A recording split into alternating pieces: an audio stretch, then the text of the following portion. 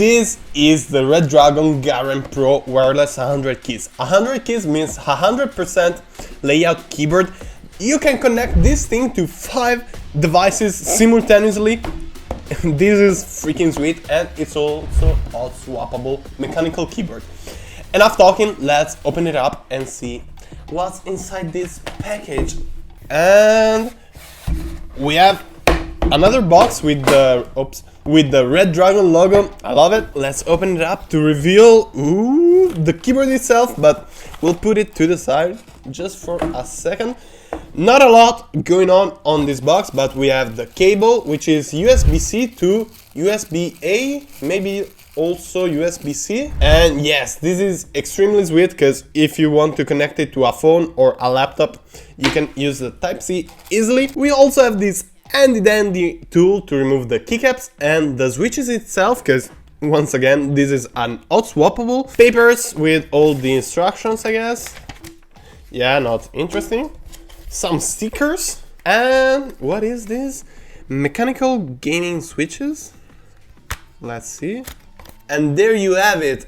You have 8 switches. So if some switches fails for whatever reason, you can easily replace them. You also have the instructions right here.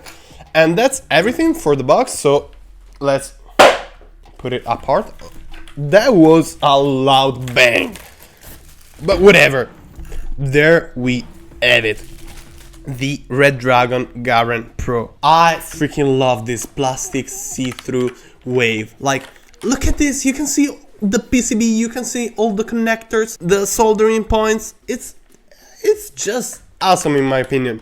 And I also love for this, I don't know if you have it in mind, but the Game Boy Color see-through plastic, that's one of my favorite piece of tech whatsoever. I love it. Let's try to switch it on from off to 2.4 gigahertz, and you can see, guys, this is just stunning.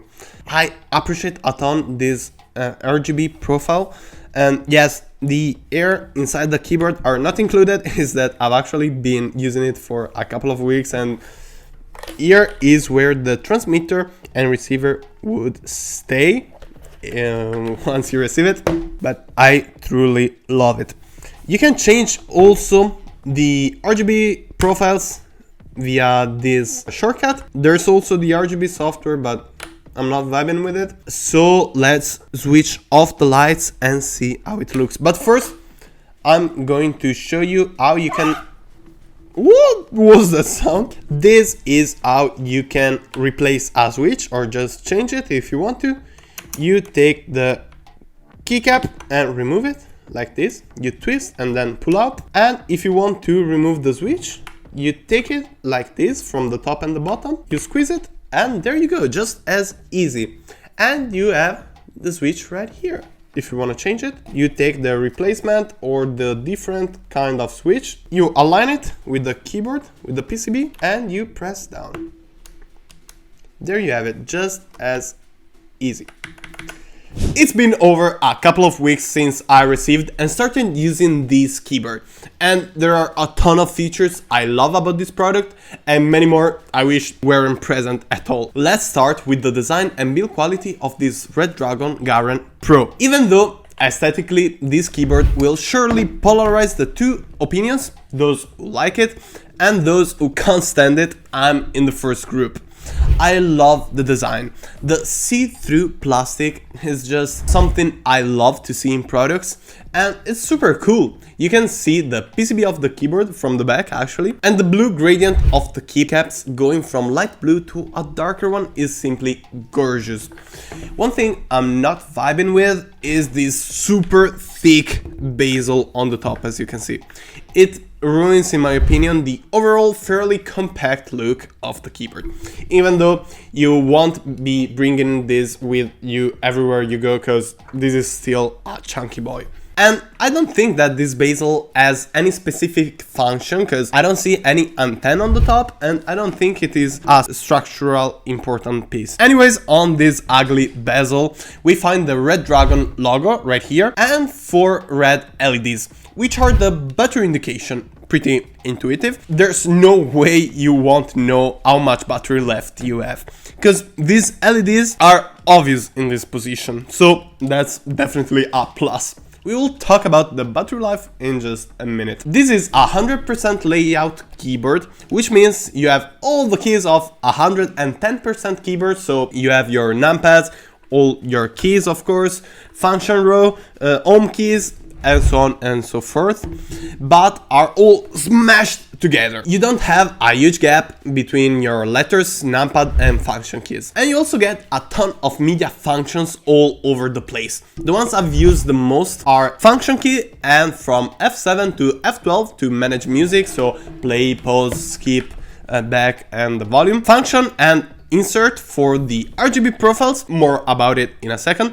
And function and arrow keys to regulate the speed and the light level of the RGBs. You also have a quick switch between 3 different Bluetooth devices and the 2.4 GHz device, the one connected via the little USB dongle. Thanks to the possibility of connecting up to 5 devices, which are the 3 with Bluetooth, 1 with the dongle and 1 via cable, you can truly make a way cleaner setup using a single keyboard to control your desktop, your laptop, the tablet, maybe the phone, and even a smart TV. The switch from one device to another happens within seconds, and you may be wondering why you would care about such a thing. But if you have to switch from, let's say, a desktop to a laptop, as I do quite often, and you may need to do this multiple times a day, such a quick switch is more than welcome and appreciated. I've noted that if I place my phone right below the keyboards, so like in this position right here, I get some weird interferences.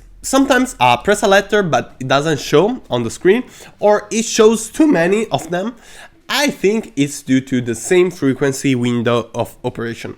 Also, the fact that it uses 2.4 GHz, which is a super popular frequency, and I have my modem and router right underneath my desk, which uses the same frequency of course as well, doesn't help at all. But many will have a similar situation. If we look to the left side of the keyboard right here, we have the infamous switch. Why is it infamous? You'll find out. Now, who thought that putting the off selector in the middle between the 2.4 GHz and the Bluetooth selector must haven't tried this keyboard for long enough, because most of the times when I try to power it off, I just accidentally switch from 2.4 GHz to Bluetooth or vice versa, which means I lose a lot of battery life for no reason whatsoever. The solution would have been to just put the off selector at either end of the switch. One last take on the look, just watch this video. The RGBs here are stunning. There are a ton of different color profiles. You can easily switch from one to the other one through the shortcut I said a moment ago,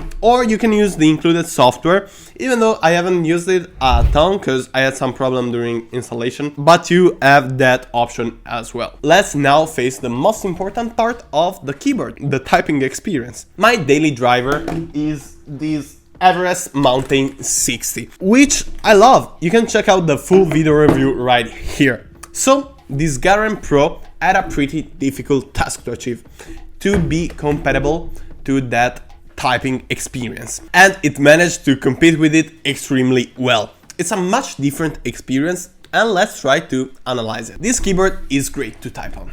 Just the sound is extremely satisfying. Hear this.